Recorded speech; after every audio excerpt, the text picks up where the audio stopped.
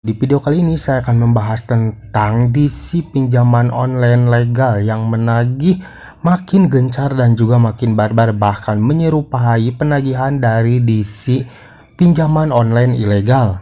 Karena akhir-akhir ini banyak informasi yang masuk nih yang mengalami gagal bayar atau keterlambatan di aplikasi-aplikasi pinjaman online legal. Namun untuk penagihan-penagihan dari desk collector pinjol legal tersebut tuh terlalu barbar dan terlalu gencar juga ya, hampir menyerupai dari desk collector pinjaman online ilegal. Nah, di sini saya akan sedikit menjelaskan kenapa hal itu bisa terjadi dan mengapa untuk desk collector dari aplikasi pinjaman online legal begitu barbar ketika menagih kepada nasabah yang mengalami keterlambatan dan juga gagal bayar. Untuk informasi selanjutnya, simak video ini sampai habis. Desk collector pinjol legal nagih hutang seperti DC pinjol ilegal. Kenapa mereka bisa begitu sangat gencar dalam melakukan penagihan hutang kepada nasabahnya? Karena jika mereka berhasil ada yang bayar dari salah satu nasabah atau sudah mencapai target, mereka akan mendapatkan bonus. Jadi kurang lebih seperti itu ya. Begitupun kebalikannya, jika mereka gagal atau tidak memenuhi target, maka mereka akan dapat teguran seperti dicaci maki dari atasan atau leadernya. Bukan hanya cacian yang didapat, tapi juga mereka akan disuruh lembur tanpa dibayar. Nah, makanya tidak heran ya bahwasanya kalau untuk desk collector dari aplikasi pinjaman online legal tuh sekarang banyak yang barbar dalam melakukan penagihannya kepada nasabah yang mengalami keterlambatan atau gagal bayar. Karena mereka dituntut untuk memenuhi target oleh atasannya. Dan mereka terancam akan dicaci maki atau dimarahi oleh atasannya ketika target mereka tuh tidak terpenuhi ya. Tekanan desk collector dari atasan yang didapat sehingga sangat gencar meneror nasabah agar bayar hutang. Tidak peduli mau pakai cara ilegal sekalipun, lembur tidak dibayar jika desk collector gagal nagih hutang dalam sehari. Kalian bisa pahami dan bisa kalian pelajari ya. Jadi kalau kalian dapat chat dari DC ngancam ini itu, kalian ketawain aja karena itu semua bohong dan tidak akan terjadi ya. Dan sebenarnya yang pusing itu bukan kalian yang mengalami keterlambatan atau gagal bayar, tapi mereka. Mengapa? Karena mereka itu seperti yang tadi saya bilang ya, mereka tuh mendapatkan tuntutan agar bisa memenuhi target yang sudah ditentukan oleh atasannya, dan mereka juga terancam akan caci ataupun dimaki ketika target mereka itu tidak terpenuhi. Bahkan mereka terancam akan diberikan lembur oleh atasannya ya, namun di sini lemburnya itu tidak dibayar. Tentunya hal itu akan menjadi hal yang paling memberatkan ya bagi desk collector dari aplikasi pinjaman online tersebut. Maka tidak heran kalau akhir-akhir ini banyak desk collector dari aplikasi pinjaman online legal yang semakin gencar dan semakin barbar dalam penagihannya kepada nasabah yang mengalami keterlambatan. Bahkan untuk penagihannya itu menyerupai desk collector dari pinjaman online ilegal, dan mereka pastinya akan mengirimkan ancaman-ancaman kepada nasabah yang mengalami keterlambatan dengan cara mereka sendiri ya.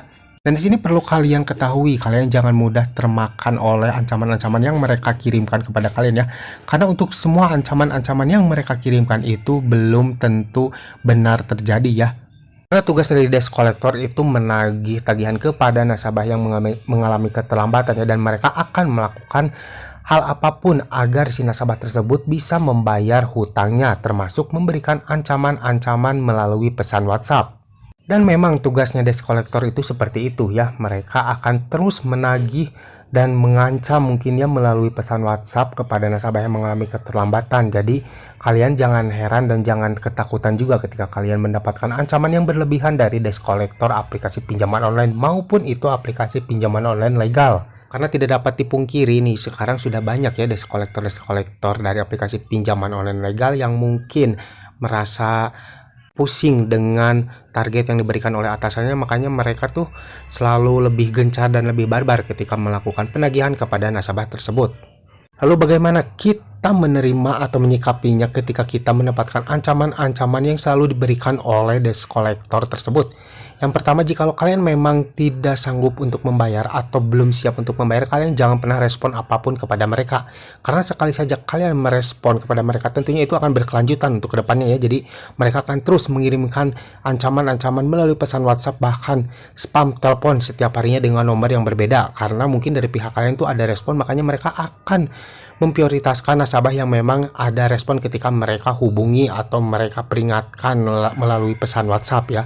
Dan yang kedua adalah kalian jangan mudah termakan atau mudah ketakutan ketika kalian mendapatkan ancaman-ancaman yang berlebihan dari debt collector aplikasi pinjaman online legal ya. Karena untuk semua ancaman itu hanya cara dari mereka saja untuk menakut-nakuti nasabahnya agar mereka tuh merasa kepanikan dan membayar tagihannya. Karena perlu kalian ketahui ya, tidak ada resiko yang paling berat ketika kalian mengalami keterlambatan atau gagal bayar selain dari kalian akan masuk ke slick OJK atau BI checking. Itu pun juga tidak semuanya aplikasi pinjaman online legal masuk ke slick OJK atau BI checking ya. Selain dari itu, tidak ada resiko-resiko lain yang lebih berat ya, kalian catat itu. Jadi mulai sekarang stop, kalian jangan mudah takut, kalian jangan merasa pusing dan panik ketika kalian mengalami keterlambatan atau gagal bayar. Karena yang sebenarnya harus pusing itu mereka ya, atau debt collector yang menagih kepada kalian, bukan kalian. Karena mereka tuh mendapatkan tekanan dari atasan-atasan mereka untuk dituntut mencapai target dari atasannya. Nah, jadi sebagai kesimpulannya, mengapa penagihan dari debt collector aplikasi pinjaman online legal sekarang lebih barbar dan gencar, bahkan menyerupai debt collector dari aplikasi pinjaman online ilegal? Jawabannya adalah seperti tadi ya, mereka itu mendapatkan tekanan dari atasannya untuk mencapai target ya dari atasannya. Dan jika tidak tercapai target tersebut, mereka juga diancam akan diberikan lembur tanpa dibayar. Nah, hal tersebut yang membuat DC-DC dari aplikasi pinjaman online legal tuh semakin barbar dan gencar ketika menagih kepada nasabah yang mengalami keterlambatan atau gagal bayar. Nah guys, sampai di sini dulu mungkin video dari saya kali ini. Semoga video ini bermanfaat buat kalian. Jangan lupa like dan juga share ke teman-teman kalian. Dan tetap dukung channel ini agar semakin berkembang dengan cara klik subscribe di bawah. Sampai jumpa di video selanjutnya. Assalamualaikum warahmatullahi wabarakatuh.